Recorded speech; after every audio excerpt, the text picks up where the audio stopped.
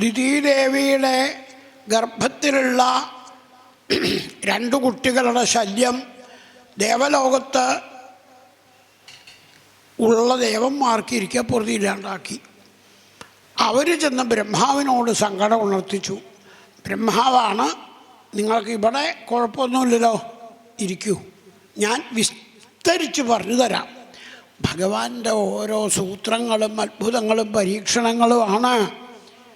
നിങ്ങളെ ഇരുത്തണം എന്ന് ഭഗവാൻ ഉദ്ദേശിച്ചിട്ടുണ്ടെങ്കിൽ നിങ്ങൾക്ക് സ്വർഗത്തിലിരിക്കാൻ തരാവും.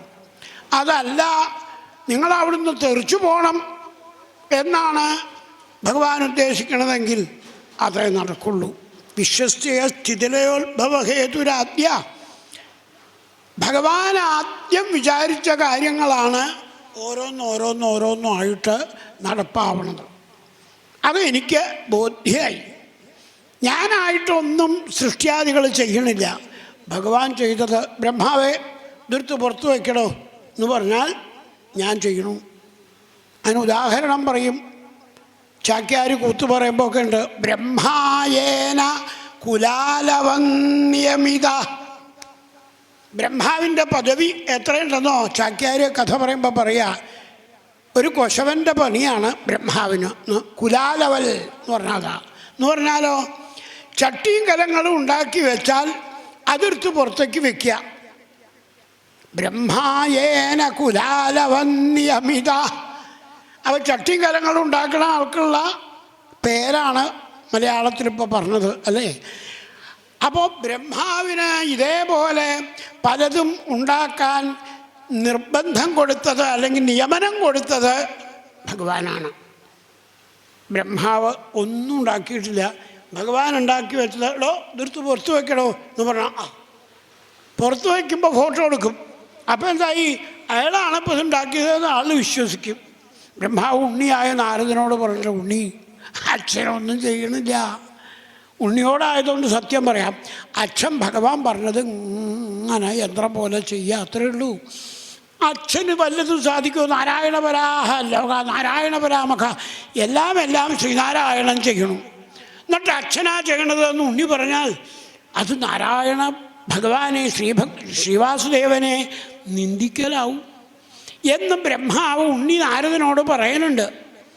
അപ്പോൾ നന്മയായാലും തിന്മയായാലും ബ്രഹ്മാവിൻ്റെ മേലെ കെട്ടിവെക്കേണ്ട കാര്യമില്ല എന്ന് ചുരുക്കം.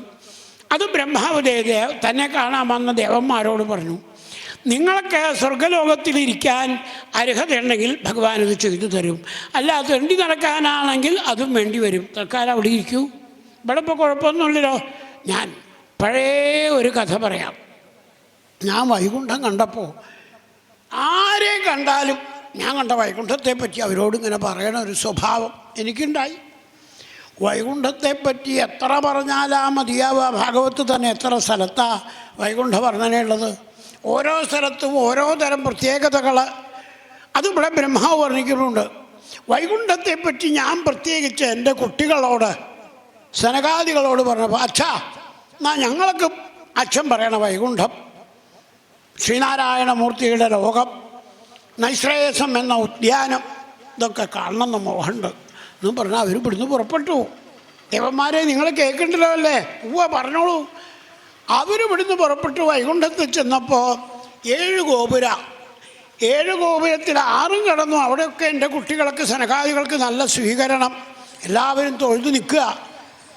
7ാമത്തെ ഗോപുരം കടന്നാൽ ഭഗവാന്റെ അടുത്തെത്തി. അവിടെ എത്തിയപ്പോൾ സനകാദികൾക്ക് അവിടുത്തെ കാവക്കാരത്ര ശരിയല്ല എന്ന് തോന്നി. എന്താണോ, ഇതേതാ ഈ 4 കുട്ടികൾ വരണേ? അമ്പലത്തിലേക്ക് തൊഴാൻ വരുമ്പോൾ കുട്ടികളെ കൊണ്ടുവരണം, അമ്മമാർ ശ്രദ്ധിക്കണ്ടേ? അവർക്കൊന്നുമില്ലെങ്കിലും കൗബീനോ പട്ടുകോണോ എന്തെങ്കിലുമൊക്കെ ഒന്ന് ഉടുപ്പിക്കുക, അല്ലെങ്കിൽ നമ്മൾ ഇന്നത്തെ പരിഷ്കാരമായിട്ടുള്ള ഡ്രസ്സ് ചെയ്യുകയാണെങ്കിൽ അങ്ങനെ. ഇത് വലിയ ഓടിച്ചാടി നടക്കുന്ന കുട്ടികളായിട്ട് ഇങ്ങനെ വരണത് എന്താ? സനകാദികൾ വസ്ത്രവും കൂടിയില്ലാത്ത ദിഗംബരന്മാർ എന്നാണ് അവരെ പറയുക. അപ്പം അവരെ കണ്ടപ്പോൾ ജയവിജയന്മാർ അവരുടെ അവിടുത്തെ കാവക്കാരെ അങ്ങോട്ടും ഇങ്ങോട്ടും വടി ക്രോസായിട്ട് ഇങ്ങോട്ട് വെച്ചു, കടക്കരുത് എന്നുള്ള മട്ടിൽ. ഈ കുട്ടികളുടെ കണ്ണ് കലങ്ങി. സനകാദികൾ കണ്ടാൽ ചെറിയ കുട്ടികളാന്നേ ഉള്ളൂ, പൂർവേഷാമപി പൂർവജാഹ. ഭാഗവതം പറയുന്നുണ്ട് മഹാദേവൻ്റെ ഏട്ടന്മാരാ. പക്ഷെ വരണ കണ്ടാലോ 5-4 വയസ്സുള്ള കുട്ടികളെന്നേ തോന്നുള്ളൂ. പഞ്ചഷഡ്ഢായനാർഭാഭാ പൂർവേഷാമപി പൂർവജ. തടുത്തു, അവരുടെ കണ്ണ് കലങ്ങി. അവർ മഹാവിഷ്ണുവിൻ്റെ കാവക്കാരായിട്ട് നിന്ന് അകത്തേക്ക് വരണവരെ തടുക്കലാണ് നിങ്ങളുടെ ജോലി. ഇതല്ല കാവക്കാരുടെ ജോലി. വരണവരെ കൊണ്ടുപോയി തൊഴിപ്പിച്ച് വിടേണ്ട ജോലിക്കാര് വരണവരെ തടുക്കുക. നിങ്ങൾ അസുരന്മാരായിട്ട് ജനിക്കേണ്ടവരാ. നിങ്ങളുടെ സ്വഭാവം പറ്റിയതല്ല. ഇത് ധനകാദികളുടെ നാവുന്ന് വീണപ്പോഴേക്കും ഭഗവാൻ അനന്തമെത്തുന്ന ചാടി എണീറ്റ ഒരോട്ടം ഗോപുരത്തിലേക്ക്. മഹാലക്ഷ്മി അമ്പരന്നു, ഗരുഡൻ അമ്പരന്നു, ഭൃത്യന്മാർ നന്ദൻ സുനന്ദൻ ഗരുഡൻ പ്രചണ്ഡൻ ചണ്ടൻ തുടങ്ങിയവരൊക്കെ അമ്പരന്നു. സകല ആളുകളും ഭഗവാന്റെ പിന്നാലോടി ഗോപുരത്തിലേക്ക്. മഹാമുനീനാം അന്വേഷണീയ ചരണവും. ഭാഗവതത്തിൽ ഭഗവാന്റെ ഓടുന്ന കാല് മാത്രം ഫോട്ടോ എടുത്തുകൊണ്ട് പറയണു, ഇതാണ് ഗുരുവായൂരപ്പൻ. ഭക്തന്മാരെ എവിടെ എവിടെ എവിടെ എവിടെ തൊടാൻ വരുന്നുണ്ടെങ്കിലും അവരുടെ അടുത്തേക്ക് അങ്ങടെ ഓടിച്ചെല്ലും. നമ്മൾ ഈ തിക്ക് പിടിച്ച് ബഹളം കൂട്ടി അകത്തേക്ക് തന്നെ പോകണമെന്ന് വാശി പിടിക്കൊന്നും വേണ്ട. ആരെവിടെ തൊടാൻ വന്നാലും അവിടേക്ക് ഭഗവാൻ ഇങ്ങോട്ട് വരുന്നുണ്ട്. അത് ചുരുക്കം. എന്തായാലും സനകാദികളുടെ കാക്കൽ ഭഗവാൻ വന്നങ്ങനെ വീണു. നിങ്ങളിവിടെ വന്ന് എൻ്റെ ഭൃത്യന്മാരെ ശപിച്ച് അസുരന്മാരാക്കിയതിൽ എനിക്ക് സന്തോഷമുണ്ട്. എന്താണോ ദാ കണ്ടില്ലേ മഹാലക്ഷ്മി എൻ്റെ പിന്നാലെ വന്ന് നിൽക്കുന്നത്. ഈ മഹാലക്ഷ്മി എന്നോട് പണ്ടേ പറഞ്ഞതാ ഈ കാവക്കാരെ ഇവിടുന്ന് മാറ്റണമെന്ന്. ഒരിക്കൽ ലക്ഷ്മി പുറത്തുപോയി വന്നപ്പോൾ ഈ കാവക്കാരെ ലക്ഷ്മിയെ തടുത്തു. അപ്പോൾ അവരുടെ സ്വഭാവം മനസ്സിലായില്ലേ? നിങ്ങളിപ്പോൾ വന്ന് അവരെ ശിക്ഷിച്ചത് എനിക്ക് പകരം സഹായം ചെയ്ത പോലെയായി. ആയിക്കോട്ടെ, സന്തോഷമായി. നിങ്ങൾക്ക് വൈകുണ്ഠമൊക്കെ കണ്ട് യാത്രയാവാം. ബ്രഹ്മാവ് പറയുക, ദേവന്മാരെ, ഭഗവാന്റെ വാക്ക് കേട്ടപ്പോൾ സനകാദികൾ അങ്ങനെ അബദ്ധമായി. എൻ്റെ കാവക്കാരെ ശപിക്കാൻ നിങ്ങളാരാ എന്നല്ല ഭഗവാൻ ചോദിച്ചത്. നിങ്ങൾ വന്ന് ശപിച്ചത് എത്ര നന്നായി. ഇങ്ങനെയൊരു വിനയം ഭൃഗുമഹർഷി ചവിട്ടിയപ്പോൾ കാല് വെച്ചിട്ട് ഇവിടുത്തെ കാലിന് വേദനയായോ എന്ന് ചോദിച്ച ആളാ. അതാണ് ഭഗവാന്റെ പെരുമാറ്റ സംഹിത. അപ്പോൾ സനകാദികളൊക്കെ ഒന്നും അങ്ങോട്ട് പറയാനില്ലാണ്ടായി. കണ്ണീരോടെ അവർ കാക്കൽ വീണു. അവിടുത്തെ കണ്ട് അനുഗ്രഹം മേടിക്കാൻ വന്ന ഞങ്ങൾക്ക് ഇങ്ങനൊരു അനുഗ്രഹം തന്നു. ഈ ജയവിജയന്മാരെ ഭൂമിയിലേക്ക് വിട്ടാൽ അവർ 3 ജന്മെടുക്കും. ജയനും വിജയനും ആദ്യ ഹിരണ്യാക്ഷനും ഹിരണ്യകശിപുവും.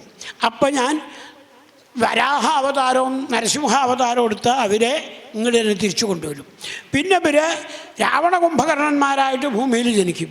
അപ്പം ഞാൻ ശ്രീരാമൻ്റെ അവതാരം എടുത്ത് ചെന്ന് ഇവരെ ഇങ്ങോട്ട് കൊണ്ടുവരും. പിന്നെ ഇവർ ശിശുപാലനും ദന്തഭക്തരുമായിട്ട് ഭൂമിയിൽ ജനിക്കുമ്പോൾ ഞാൻ കൃഷ്ണാവതാരം എടുത്ത് ചെന്ന് അവരെ ഇങ്ങോട്ട് കൊണ്ടുവരും. എന്താ, നിങ്ങളിവിടെ വന്നതിപ്പോൾ എനിക്കും ഭൂമിയിൽ കുറേ അവതാരങ്ങൾ എടുക്കാൻ സന്ദർഭമായില്ലേ? സന്തോഷം സന്തോഷം, നിങ്ങൾക്ക് യാത്രയാവാം.